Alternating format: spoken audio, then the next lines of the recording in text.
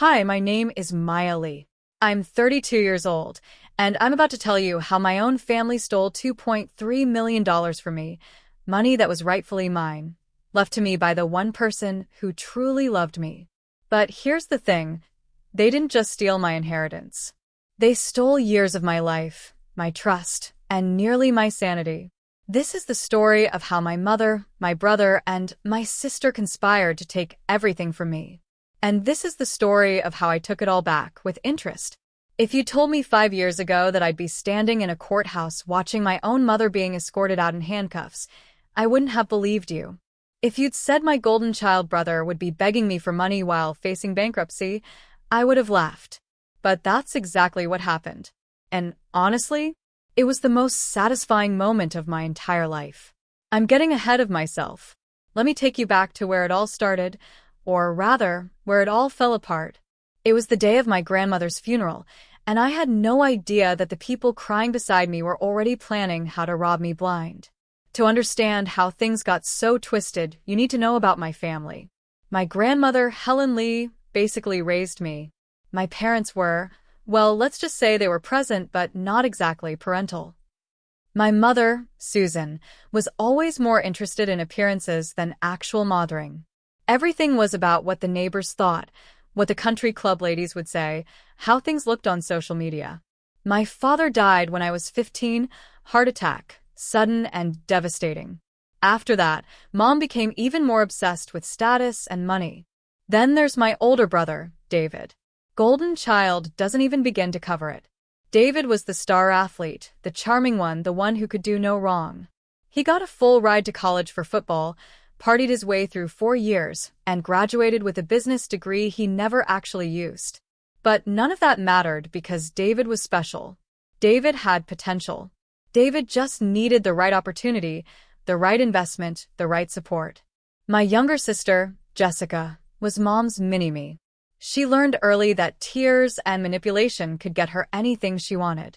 By the time she was a teenager, she'd perfected the art of playing victim. Everything was always someone else's fault, always some injustice done to her. Mom ate it up every single time. And then there was me, Maya, the middle child, the responsible one, the one who didn't need anything because I always figured things out on my own. You know what that really meant? It meant I was neglected, but I was functional enough that nobody felt guilty about it. While David got checks for his business ventures and Jessica got a new car for her 16th birthday, I worked 2 jobs to pay for community college. While they went on family vacations I wasn't invited to because someone needs to watch the house, I studied for exams alone. While Mom bragged about David's mediocre sales job and Jessica's Instagram following, my master's degree went unmentioned at family dinners. But Grandma Helen saw me. Really saw me. She was Dad's mother, and she never forgave Mom for how she treated me after Dad died. Grandma Helen was the one who came to my college graduation when my own mother said she had a hair appointment she couldn't reschedule. She was the one who helped me with my first apartment deposit. She was the one who told me I was smart, capable, and deserving of love. Every Sunday, I'd drive to her house for lunch. Just the 2 of us. We'd talk about everything. My job as a financial analyst, her garden, books we'd read, places she'd traveled. She told me stories about my dad as a kid, keeping his memory alive when everyone else seemed content to forget him. "You're just like your father," she'd say, patting my hand. "Smart with money, kind heart, and too generous with people who don't deserve it." She always said that last part with a pointed look, and I knew she meant my family. Grandma Helen was loaded. Like, seriously wealthy. My grandfather had been a successful commercial real estate developer, and when he died, he left her everything. She lived modestly, a nice house in a good neighborhood, but nothing flashy. She donated to charities, traveled when she wanted to, and invested wisely. Mom knew this, of course. So did David and Jessica. They'd visit her maybe 3 times a year. Birthdays, Christmas, and maybe one random Sunday when they needed something. They'd show up with store-bought flowers and fake smiles, staying just long enough to seem like they cared. Grandma saw right through it. "They only come around when they want something," she told me once. Your mother's been asking about my estate plans since your grandfather died. Can you imagine? Her own mother-in-law, and all she sees is a bank account. I laughed uncomfortably, not wanting to agree out loud, even though we both knew it was true. Then, 3 years ago, Grandma Helen was diagnosed with pancreatic cancer. Stage 4. The doctors gave her 6 months, maybe a year with treatment. Suddenly, my family became very attentive. Mom started visiting every week, bringing flowers, fussing over medications, posting pictures on Facebook about what a devoted daughter-in-law she was. David would stop by with his wife and kids, letting the grandchildren crawl all over Grandma's lap while he talked loudly about his business struggles.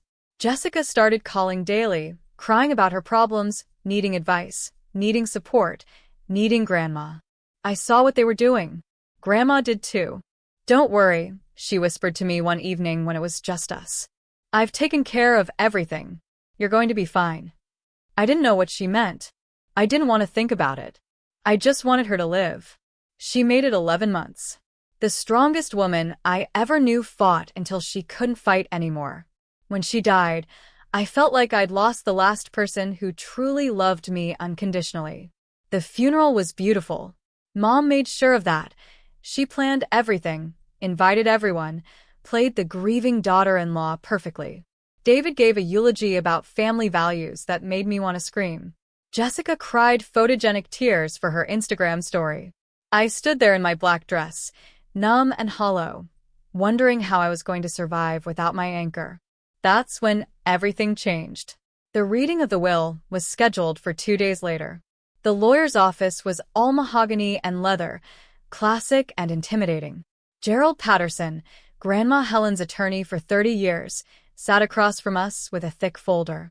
Mom had that tight smile she wore when she was barely containing excitement. David kept checking his phone, probably already planning purchases. Jessica dabbed at tears with tissue, playing grieving granddaughter for an audience of none. Mr. Patterson cleared his throat. Helen was very clear about her wishes. This will was executed 6 months ago, with full cognitive evaluations.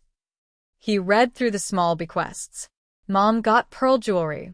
David got golf clubs and watches. Jessica got a diamond bracelet and silver tea set. Their faces fell with each reading. This wasn't what they expected. Then Mr. Patterson looked at me. "To my beloved granddaughter, Maya Lee, I leave the entirety of my estate. This includes my home, investment portfolio, savings accounts, and all other assets. Maya has been the one constant source of joy in my final years." The room went silent. "The total value," Mr. Patterson continued, "is approximately $2.3 million. I couldn't breathe. $2.3 million. This is a joke. David shot to his feet. There's no way she left everything to Maya. She was on medication. Mom's voice turned shrill. She wasn't in her right mind. Mr. Patterson remained calm. Helen had comprehensive cognitive evaluations by 2 independent physicians. She was of sound mind. She also anticipated challenges and included video recordings explaining her decisions. Maya manipulated her. Jessica sneered. Spent all that time playing perfect granddaughter. I was there because I loved her. My voice shook. Where were you during chemo appointments? Where were you on her bad nights? Because you wanted her money. Mom stood abruptly. This is elder abuse. We'll contest this will. Maya, this isn't over. That money belongs to this family. They stormed out, leaving me trembling in shock. The harassment started immediately. My phone rang nonstop that evening. I finally answered Mom's 18th call around 10 p.m. "You're going to refuse the inheritance," Mom said, not asked. "Sign papers saying you don't want it. We'll divide it fairly, the way it should have been." "Fairly? When have you ever treated me fairly?" I shot back. "Don't play victim. After everything we've done for you. Name one thing you've done for me in 10 years. Silence. "I'm keeping the inheritance. It's what Grandma wanted." "Then you're no longer part of this family," Mom said coldly. "You'll regret this." She hung up. I'd just been disowned for accepting what was rightfully mine.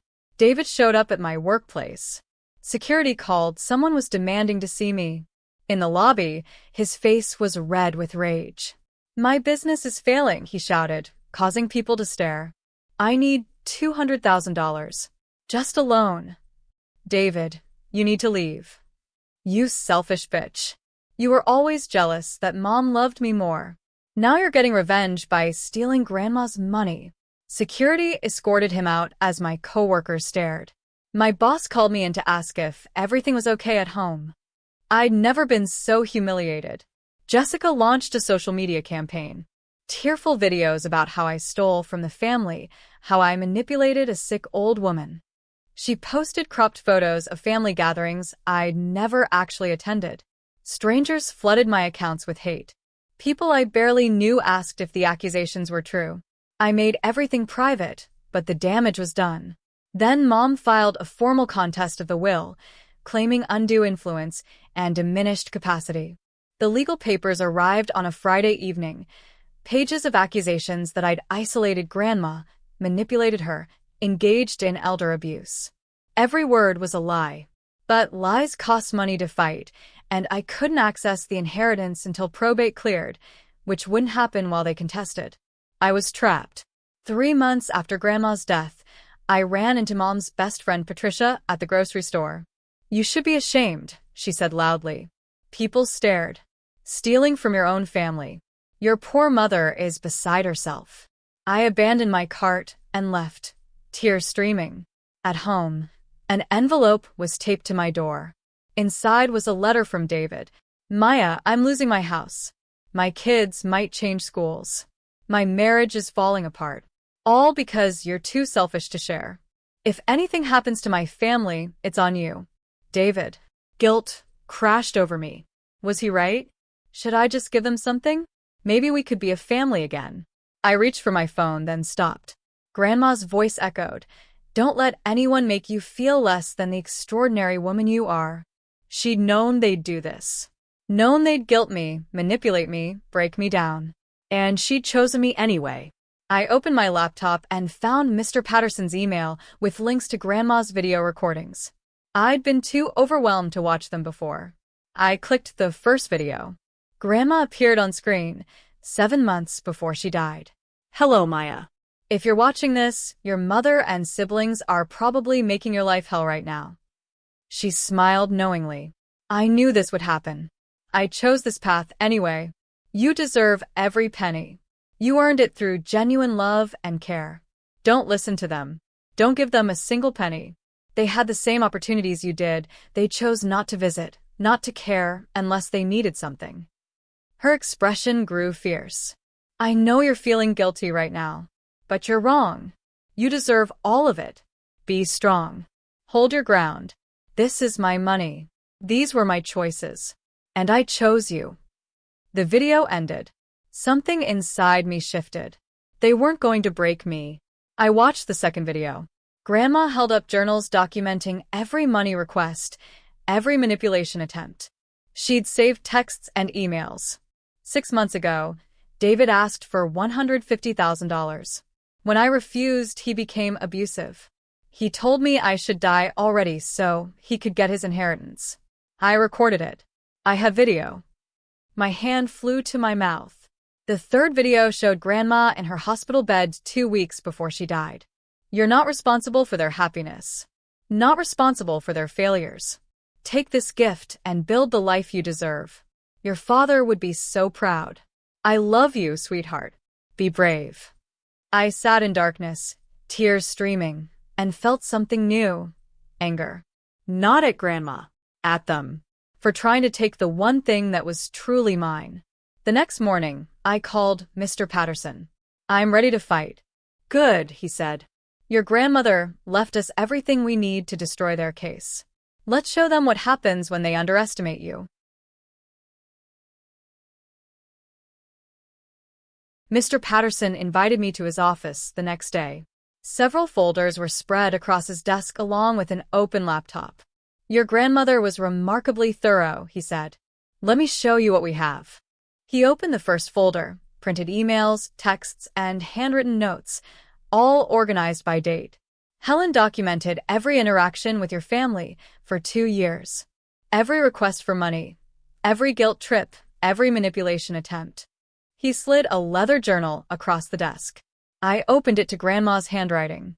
March 15th, Susan called asking if I'd updated my will. Said it would be fair to divide equally. Mentioned David's troubles 3 times. June 3rd, David visited with children. Stayed 20 minutes. Spent 15 complaining about finances. Didn't ask how I was feeling once. August 10th, Jessica called crying about credit card debt. Asked for $30,000. When I said no, she accused me of not caring and hung up. Page after page of documented manipulation. That's not all. Mr. Patterson turned his laptop toward me and pressed play. The video showed Grandma's living room 6 months before she died. David was pacing, agitated. I don't understand why you're being so difficult, David said. I'm your grandson. Don't you care about my future? David, I've given you money 5 times in 3 years. None repaid. None of the businesses succeeded. That's not fair. What's not fair is you coming here with your hand out. I'm dying, David. And all you think about is money. David's face reddened. Maybe if you'd been more generous, I wouldn't be in this position. You just hoard your money like some dragon. I think you should leave. Fine. When you're gone, I'll get my share anyway. He stormed out, slamming the door. I felt sick. He said that while she was dying? Yes. And your mother repeatedly emailed about fair distribution and equal splits. He showed me the messages. Mr. Patterson leaned back. Their contest claims undue influence.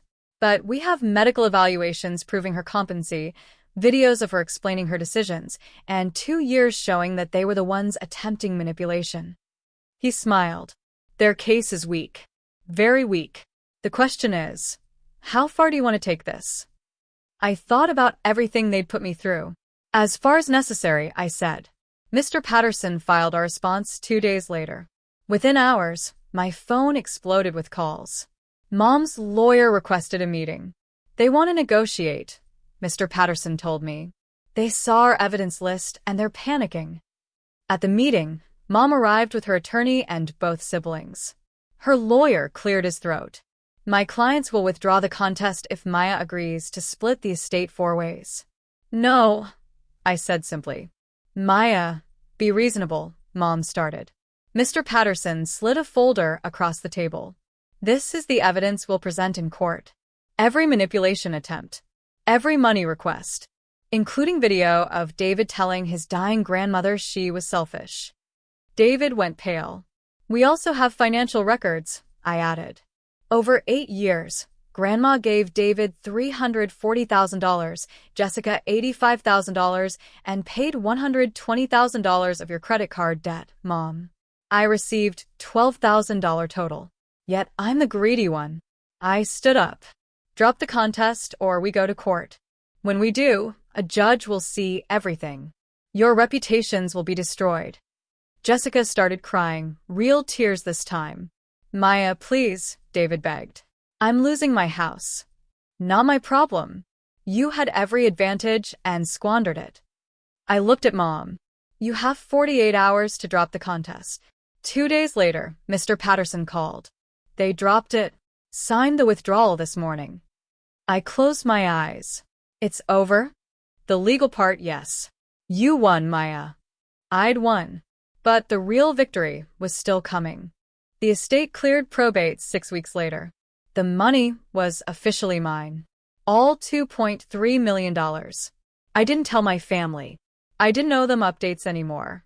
But Mom found out anyway, probably through her lawyer. She called 17 times in 1 day. I finally answered. We need to talk, she said, her voice tight. In person. As a family. We're not a family, remember? You disowned me. Maya, please. Let's just meet. 1 conversation. That's all I'm asking. Against my better judgment, I agreed. Maybe I needed closure. Maybe I needed to face them one last time. We met at a coffee shop, neutral territory. Mom, David, and Jessica were already there when I arrived. They looked terrible. David had dark circles under his eyes. Jessica's designer bag was noticeably missing, replaced with something from Target. Mom looked older somehow, tired. Thank you for coming, Mom said as I sat down. Her voice was almost humble. What do you want? I asked flatly. David leaned forward. Look, we know things got out of hand. We were hurt and shocked by the will. We handled it badly. You publicly accused me of elder abuse, I said. You showed up at my workplace. You turned social media against me. That's more than handling it badly. We were wrong, Jessica said quietly, tears starting. We're sorry. I looked at her. Are you? Or are you just sorry you lost? Silence. Mom took a breath. Maya, we're struggling. David really is losing his house. Jessica's car was repossessed. And I made some financial mistakes. We need help. There it was. The real reason for this meeting. So this isn't about apologizing, I said. This is about money. Still. You have $2.3 million. David's frustration broke through. You can't possibly need all of it. Just help us. We're your family. No, I said calmly. Family doesn't do what you did to me.